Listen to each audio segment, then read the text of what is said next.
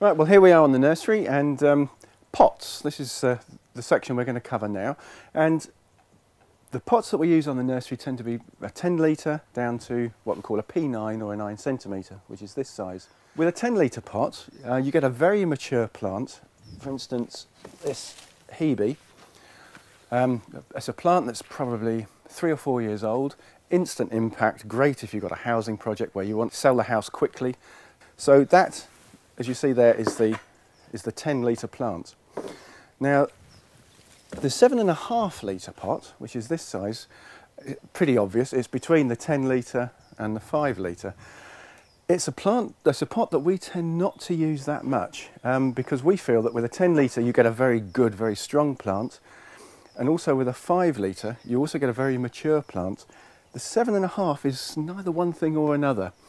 And from a budgetary point of view, either go from a 10 litre, which will give you that maturity, or a 5 litre, which will also give you impact, but is a good budget size. A 3 litre pot, now that's a good plot. We use those for shrubs a lot, because a shrub tends to be quite vigorous. It's in the pot a little bit longer than a perennial, and you get, with a 3 litre pot, you get a very good plant. As you can see here, lots of breaks, nice and mature, ready to romp away once it's planted. But note the difference between a 10 litre, which is that size, a plant that's probably 3 or 4 years old, and a plant which is 18 months to 2 years old in a 3 litre. So very noticeable difference. The 2 litre pots, now those we tend to use for perennials, because perennials, they grow quite rapidly, they can grow in the season. If you put them in a 3 litre, which is this size pot here, you do get a very good plant. They need a little bit longer growing and a little bit more careful, a little bit more care in the cultivation. Because at the early stages with a young plant, if you've got a lot of soil and it gets too wet, you'll find that the plant will rot. So that's the reason why we use a 2 litre. You tend to get a very good 2 litre plant, nice and mature, nice and established. And you can see the difference on a 2 and a 3 litre plant. This is Tirella cordifolia, a 2 litre plant, nice and mature, and a 3 litre plant. This is Geum berizii. What I would say is if you want 3 litres in a project on perennials, it's best to do that under a contract grow because we don't normally grow those in a 3 litre. When it comes down to a 1 litre and a P9, again, these are interesting. Both of these we would consider to be nursery pots, nursery plants, e.g. very small.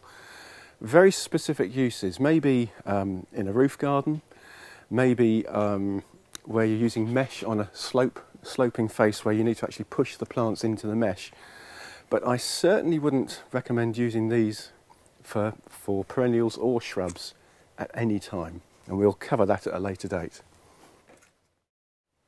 To try and give an idea of the pot size relative to the plant, we've now set up some lavenders. This is lavender grosso, Munstead, and these are grosso here in the various pot sizes. As you will note, the 7.5 litre is not there. So we start off with a 10 litre. As you can see here, a nice, strong, compact plant. All of these plants are trimmed, and with lavenders, it's no good getting a lavender that's tall, wispy, a few little flower spikes on and not much growth. What you want with a lavender, as with an awful lot of the shrubs that we supply, is a plant that is full of breaks, really chonky, what we call a nice chonky plant. You've got lots of breaks coming from the base.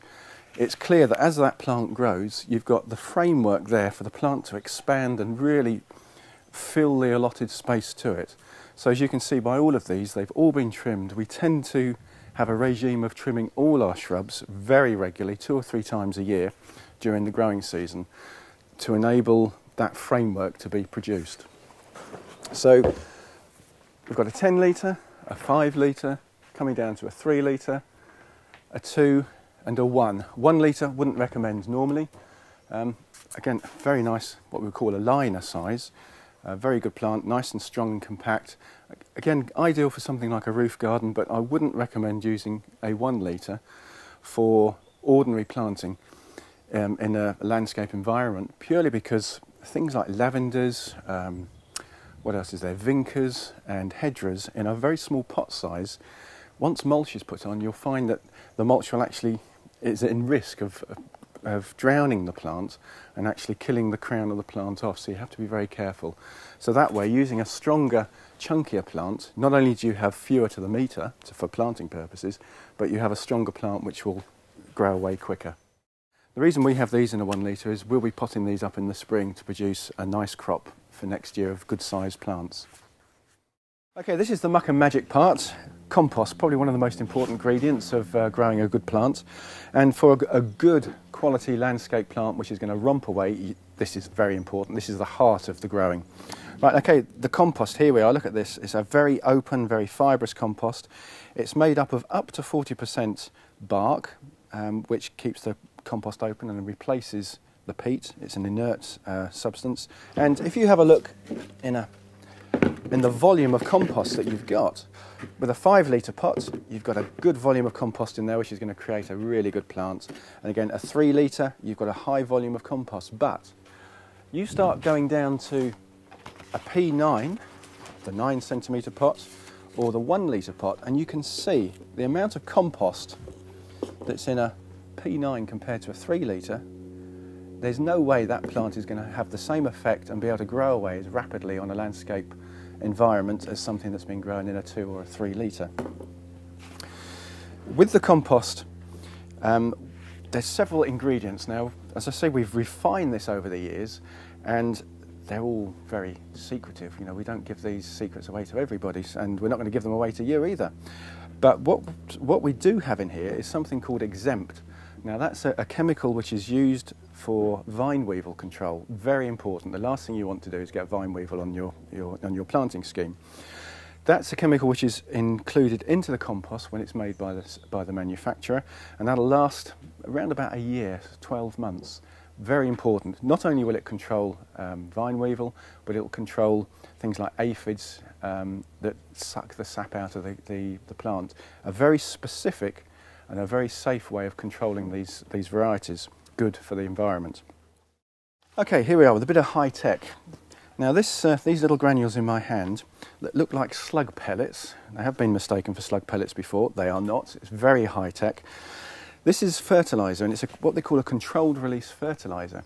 And what that does is, as the temperatures increase and as it gets wetter and the growing conditions are getting much better, the plants need more nutrients, and that activates the release of the nutrients from these little granules. So you get optimum growing. You get very little leaching because it's activated right at the root zone of the plant. Now, one of the advantages you get by having a robin Tacchi plant is that you'll find that a lot of nurseries use what they call a 6 to 9 month release, and that means that the release of the nutrients is spread over 6 to 9 months. We actually use a 12 to 14 month, which actually lasts for up to 14 months, which means when you get a plant and put it in the soil, you've still actually got some nutrient left in there to help the plant get established. A little bit more expensive, but well worth it for the establishment of the plants.